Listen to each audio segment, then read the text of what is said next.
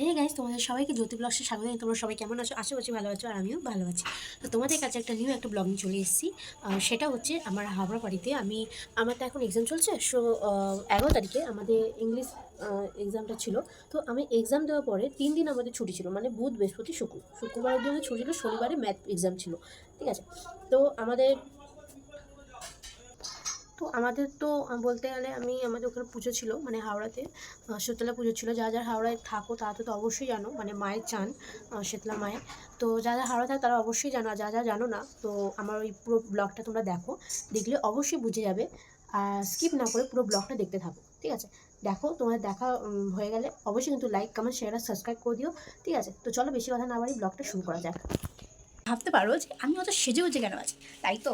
কিন্তু আজকে হচ্ছে আমাদের একটা স্পেশাল দিন, সেটা হচ্ছে আমি তোমাদের বলছি।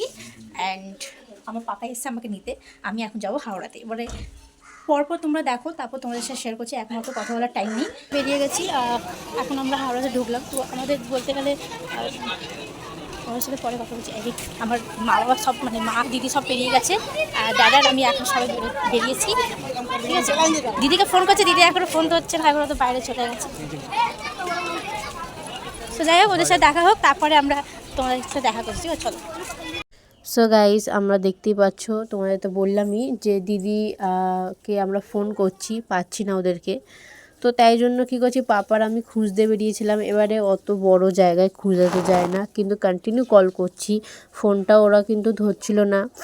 তো তাই জন্য আমার পাপা বলল যে চল তাহলে গিয়ে একবার রাস্তায় দেখি, হয়তো থাকবে।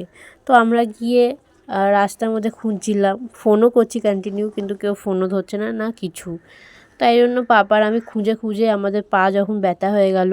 তো এখানে দেখতেই পাচ্ছ পাপার আমার লুকটা, তোমরা একবার দেখে নাও আমাদের দুজন লুকটা কেমন লাগছে, অবশ্যই কিন্তু জানিও। আর লাস্ট টাইমে কি হলো, দিদিকে কি খুঁজে পেলাম কি পেলাম না, সেইগুলো তোমাদেরকে কিছুক্ষণ পরে তোমরা ঠিক জানতে পারবে।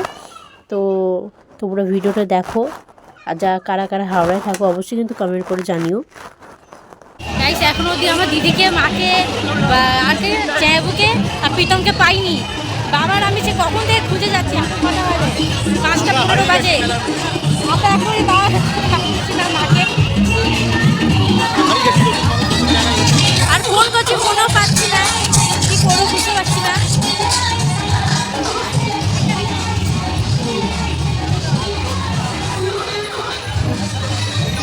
তো গাইস, এখানে দেখো, আমার তো খুব ইচ্ছা ছিল যে মাকে কাঁধ দেবো।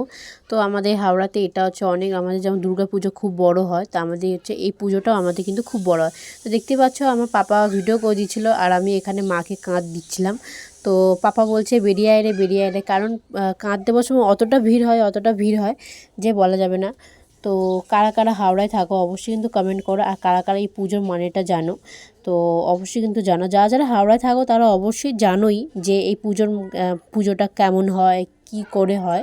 আর যারা যারা জানো না তারা আমার ভিডিও দেখে অবশ্যই তারা বুঝে যাবে। আর সবথেকে যেটা বড় কথা হচ্ছে যে মাকে ভেবেছিলাম যে আমাদের মাকে কাঁধ দেবো, বাট মাকে যখন পাইনি তো ভাবলাম যে এই মাকেই কাঁধ দিয়ে দিই, সব মাই একই হয়। তো কি করব, মনটা দুঃখ নিয়ে এই মাকে কাঁধ দিলাম, নিজের মনের সব কথা জানালাম। সো গাইস, এখানে তারপর দেখতে পাচ্ছ কাঁধ দিয়ে এদিকে যখন এসছি এই রাস্তাটা, তখন দেখছি সবাই ডান্স করছে, মেয়েরা আর ছেলেরাও খুব ডান্স করছিল।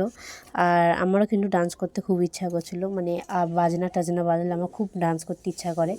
কিন্তু কি বলো তো, মানে লজ্জা পাই একদিকে, যে লোক কী ভাববে, লোক দেখবে হাঁ করে, আমার খুব লজ্জা লাগে। রাস্তাঘাটে আমি এমনি করে নাচতে পারি না। আর বাট যাই হোক না কেন, কারা কারা আমার মতন ডান্স করতে খুব পছন্দ করো এই বাজনা আওয়াজে, অবশ্যই কিন্তু কমেন্ট করো, ঠিক আছে? বাট যাই হোক না কেন, আমি তো ডান্স করতে পারলাম না, তো সো স্যাড। বাট তারপরে আমার দিদিকে খুঁজেও পাচ্ছিলাম না। নেক্সট মোমেন্টে কি হলো অবশ্যই কিন্তু তোমরা সাথে থাকো, ঠিক জানতে পারবে। ওকে। সো গাইস, তোমাদের তো বলেছিলাম অনেকক্ষণ আগে থেকেই যে আমার দিদিকে এবার খুঁজে পাবো কি না সেটা তোমাদের সাথে শেয়ার করব। কিন্তু আমাদের হচ্ছে ব্যাড লাক, আমরা দিদিকে খুঁজে পাইনি। লাস্ট মোমেন্টে যখন আমরা এখানে এসেছি, তো এসে আমার দিদিকে জিজ্ঞেস করলাম, ফোন করলাম যে তোরা কোথায় আছিস। তো ও বলছে যে আমরা তো বাড়িতে। তখন এই পাপাকে বললাম, পাপা ও বাড়িতে চলে গেছে, তো চলো। তো আমরা এখানে বাজনাগুলোকে দেখছিলাম, বাজনা আবার শুনতে শুনতে বাড়ির দিকে যাচ্ছিলাম। তো বাড়িতে গিয়ে তারপর কী হলো তোমরা। সো গাইস, এখানে দেখতে পাচ্ছ আমরা আমাদের পাড়ায় ঢুকে গেছি। পাড়ায় ঢুকে দেখি মন্দিরে মা চলে এসছে। আর এখানে অনেকগুলো কাকু বসেছিলেন। আমার পাপার পা ব্যথা করছিল, পাপা মন্দির ভিতর ছিল। আর আমি পাপাকে বললাম আমি বাড়ি যাচ্ছি। সো গাইস, আমরা চলে এসেছি আমাদের মন্দিরে। আমরা যখন বাইরে ছিলাম, পাপার আমি যখন ছোটো মার মন্দিরে ওখানে ছিলাম, তখন দিদিকে ফোন করছে অনেকক্ষণ, তখন তো ফোন ধরেনি। আই থিঙ্ক তারপরে ফোন ধরেছে। তো বলছে, আমরা বলছি কোথায় আছিস? তো বলছে বাড়িতে আছি। তো আমরা এলাম বাড়িতে, এসে দেখি মা, দিদি, পুচকু আর জ্যাম্বুদের 3-4 জন বসে আছে।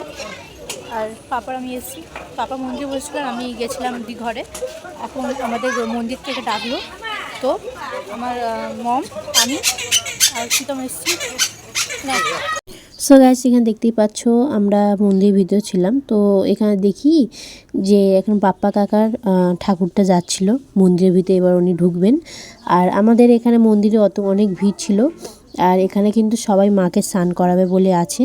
আর এখানে কিন্তু একটা নিয়ম আছে, মা যখনই কিন্তু পালকি করে মানে বাইরে বেরোয়, এবার বাড়ি থেকে হয়ে যখন মন্দিরের ভিতরে থাকে, কিছুক্ষণ রেস্ট নেওয়ার পরে মাকে কিন্তু রাত চান করানো হয়। দেখতেই পাচ্ছে বামুন ঠাকুর এখানে স্নান করাচ্ছে। ফার্স্টে কিন্তু বামুন ঠাকুর চান করাবে, তারপরে কিন্তু যারা কাঁধ দিয়েছে, যারা গণ্ডি কেটেছে মায়ের জন্য, উপোস করেছে যারা, তারা সবাই মাকে কিন্তু চান করাতে পারে, এমনি ব্যাপার। তো দেখতে পাচ্ছি এখানে কিন্তু আমাদের বামুন ঠাকুর চান করাচ্ছেন। তো মাকে কিন্তু পুরো গায়ে চাপা আর চোখেও চাপা থাকে। কারণ চোখে কেন চাপা থাকে সেটাও তোমাদের সাথে শেয়ার করছি। আমাদের আসলে কি বলো তো, একটা নিয়ম আছে যে মাকে তো মানে শুধু জল দিয়ে চান করানো হয় না, হলুদ দিয়ে তারপর আর কী সব দিয়ে মাকে চান করানো হয়। তো হলুদ দিয়ে না মায়ের চোখে না যায়, তাই জন্য মায়ের চোখে চাপা দিয়ে মাকে স্নান করানো হয়। তো আমাদের সত্যি বলতে গেলে আমি ছোটো থেকে যখন থেকে আমি 9 মাসের বাচ্চা, আমি তখন থেকে কিন্তু আমার এইসব পুজো টুজো হয়। আর মা, আমি যখন 9 মাসে, তখন আর থেকে মা কিন্তু গণ্ডি কাটে। এটা কিন্তু অনেক বছর ধরে, যত বছর আমার বয়স তত বছর মায়ের কিন্তু গণ্ডি কাটা আর কিন্তু মায়ের পুজো দেওয়া। তো যাই হোক না কেন, এখানে দেখতে পাচ্ছ দিদি, জিজু, প্রীতম, মা সবাই মিলে এখানে মন্দিরে এসেছে। এসে কিন্তু মাকে চান করিয়ে তারপরে মাকে ধূপ মোমবাতি দেখাবে। তো তারপরে বলতে গেলে এখানে দেখতেই পাচ্ছ সবাই মিলে একবারে মাকে অত হামলা করেছে। আর আমরা কিন্তু ভাবছি যে পড়ে না যাই। আর আমার দিদি কিন্তু আমাকে একদিকে বাঁচিয়ে নিয়েছে, যে আমি একদম কিন্তু ধাক্কা এমন সব মেরেছে, আমি পুরো ধারে চলে গেছি, আমি জানিও না। আমি কিন্তু ব্লগ করতে করতে একদম কিন্তু ধারের দিকে চলে গেছিলাম। আমার দিদিভাই আমাকে কিন্তু টেনে ধরে টানলো বলে, তাই জন্য, নাহলে আমি যদি একবার ওপর থেকে নিচে পড়তাম তাহলে আমার কোমরে একদম 12টা বেজে একবার 13টা হয়ে যেত। বাট যাই হোক না, তোমরা এখানে দেখো আমার সবাই মিলে আমরা এখানে স্নান টান করেছি, পাপা, আমি। আর হ্যাঁ, আমি কিন্তু আমার লাইফে ফার্স্ট টাইম কিন্তু আমি মাকে স্নান করিয়েছি। কোনোদিন কিন্তু মাকে স্নান করাই না, মা, দিদি, জিজু সবাই মিলে স্নান করায়, কিন্তু আমি কোনোদিন করাইনি। কিন্তু কী জানি না, আজকে পাপা কিন্তু আমাকে জোর জবরদস্তি নিয়ে গিয়ে স্নান করিয়ে দিয়েছে, বলছে তুই আমার সাথে গিয়ে স্নান করাবি মাকে। তো কী করেছি, মাকে গিয়ে স্নান করিয়েছি, পাপার আমি সবাই মিলে গিয়ে স্নান করালাম। স্নান টান করিয়ে টরিয়ে আমরা কী করেছি, বাড়ির দিকে চলে গেছিলাম। বাড়িতে গিয়ে মা লুচি আলুর তরকারি করেছিল, তার সাথে মিষ্টি খেয়ে জমিয়ে খাওয়া দাওয়া করে টোরে তারপরে আমরা রাতেরবেলা ঘুমিয়ে গেছিলাম।